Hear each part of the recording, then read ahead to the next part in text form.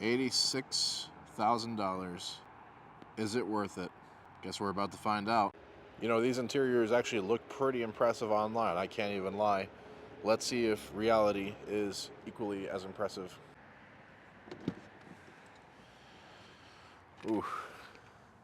Hopefully this doesn't get stained too bad.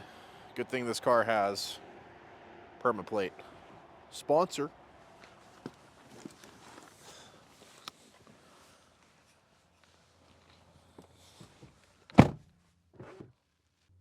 Mercedes sure knows how to design an interior. I'm actually loving this all white interior, even though it's going to be a pain to keep clean. Love the way it looks. Can't deny that.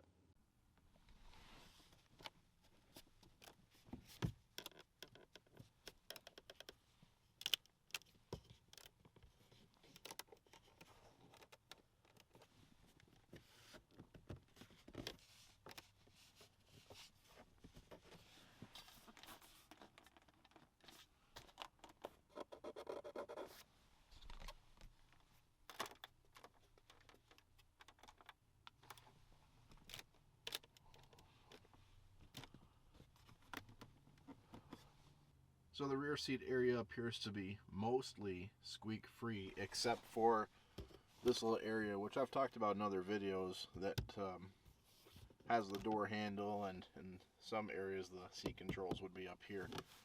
But it's always this black piano veneer looking plastic that makes the worst noises. The rest of the door was not that bad, to be honest.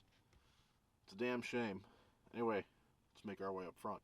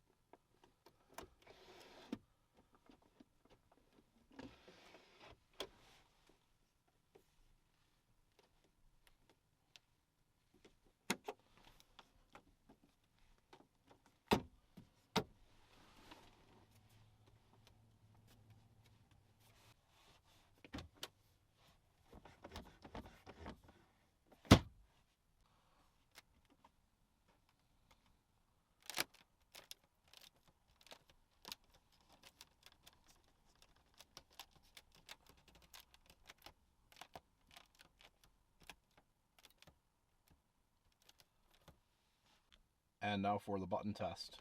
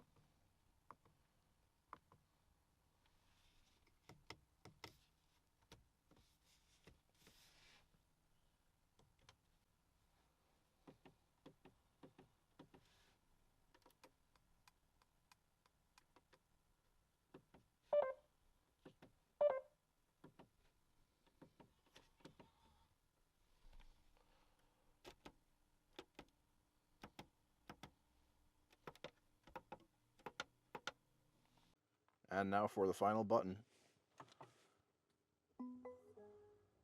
Alright guys, so I'm going to try to keep this fairly brief and to the point. The interior fit and finish was definitely not as bad as I thought it would be, but not perfect, and not, unfortunately, as good as the G-Wagon that I just reviewed. So I noticed the doors in the front and the back seat were actually rock solid, except for the little seat control area with the black piano plastic. Although in this front seat, it wasn't quite as noisy as the back seat. Still a little bit of flex, a little bit of movement. This area, though, the speaker, of course, the lovely Burmeister speaker. The rest of the door was good. And then same with the wood paneling. The wood paneling, I have to tell you, though, in a couple places, it did make a little bit of a squeak. But when I pressed that area again, it did not. So that tells me that the material is just settling a little bit because it's never been touched before. I can't lie, this interior was pretty impressive to me as far as fit and finish goes. Definitely not like most other modern Mercedes. The only thing that's really stopping me from giving this car an 8 out of 10 like that G-Wagon is the overhead console was a bit crappy. A little bit too much noise and flex there. I wish they could have buttoned that down a little bit more, but they didn't. So I'm going to give this interior a 7 out of 10, which in my eyes is still very impressive for a modern Mercedes. As far as materials go, things are looking good, actually. We have this, what appears to be a soft touch vinyl on the top here. However, it doesn't feel like a traditional soft touch vinyl. This feels like one of those, I explained this in some of my Land Rover videos, like in the lower tier Land Rover products, like the Evoque and Discovery Sport and whatnot. They use a material that feels almost like recycled material, like a post-consumer waste sort of material. I don't know how to describe it. It's the kind of material that community colleges use to furnish their library chairs, I guess, if that makes any sense. Does not feel quite as soft or as premium as other soft touch materials. Not sure why it's different in this car. I've never felt this material in a Mercedes before. This is a bit of a departure. The lower part of the door, however, is all traditional MB text, which is okay, I guess. One thing to note about this steering wheel, though, it has the stitching, but it does not feel like a real leather. To me, this feels more like some kind of vegan leather knockoff. It's not really supple like traditional leather. I could be wrong. Any kind of experts out there, please feel free to correct me, but I got a feeling this is some kind of vegan leather. I mean, it feels good enough, I guess. It's better than plastic. As far as main trim, we have this wood with this little diamond pattern thingy in here. I don't really care for the diamond pattern thingy too much. I wish they could have just left it as like flat brown wood. But it's alright, I guess. It is open pore, and it does feel good to the touch. I can't lie, for $86,000, I was hoping for some better seats. Instead of leather, or even like a really nice fake leather, you still get the basic MB Tex in here that's not that soft. Again, kind of material that you'd find at your college's library or something in their chairs. Not the best, especially for this price point. For a base Mercedes, like a $40,000 Mercedes, I understand, but this is 86. Come on, guys. The headliner is cloth. The sun visor is not. It is plastic. Not the worst plastic in the world, though. It does have a little bit of texture on here and a little bit of give. So it's not the most rock hard, ugly plastic in the world. Could be much worse. And as far as materials go, this car uses basically the same materials that's in every other modern Mercedes. Anywhere from the C-Class all the way up to the S-Class. Same. Everything is the same. In that case, it's actually good. Definitely better than the average car. But yeah, this is the same. Same as you would get in a C-Class or something. No difference there. If you want me to elaborate further, watch one of my other videos. This is, yeah, all the same. What else can I say? Oh yeah, I forgot to mention the secondary trim in this car, you know, besides this wood, is the black piano veneer looking plastic that's in every modern car nowadays. However, this one didn't squeak. The one on the door squeaks, but this one,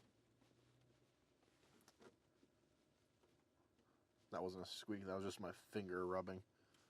This is fine, although gets fingerprints pretty easily. That's going to be a bitch to clean up. Yeah, I wish the materials were just a tiny bit better, especially for this price point, but I have to tell you, and I hate to make this comparison, these materials are better than the Porsche Macan EV that I reviewed recently. That car had way too much plastic, and it was about the same price. That car was also in the $80,000 range. If we're talking materials and design, just overall design, the way the interior looks, I'd take this all day. Anyway, I'm getting off topic. I'm going to give this a 6 out of 10 for materials. So there you guys have it. Your final score is going to be 7 out of 10 for fit and finish and 6 out of 10 for materials. Please let me know your thoughts. I did drive this car around the block just briefly. Did not go on any kind of real test drive. Just, you know, a little bit here and there. Lower speeds. I gotta tell you, the car is comfortable enough. I mean, it's kind of what you would expect out of, well, an E-Class. I mean, it's comfortable and quiet. Not as comfortable and quiet as an S-Class, but definitely more than the average car. It's a pretty easy car to drive. It doesn't handle and steer quite as nice as that Macan EV, but it's still not bad. Also, this thing definitely scoots at lower speeds. The horsepower in this car is actually not that impressive. If I'm not mistaken, it's under 300 horsepower, but the torque is what's impressive. This has over 500 foot-pounds of torque, which is wild. And you can feel that torque at low speeds. I'm talking like 20, 25 miles per hour. You can get a nice little push in the back of your seat. This car will do that. Otherwise, yeah, I mean, like I said, I hate to make this comparison, but if I had to set $80,000 on fire to buy a German EV, would I take the EQE or would I take the Macan EV?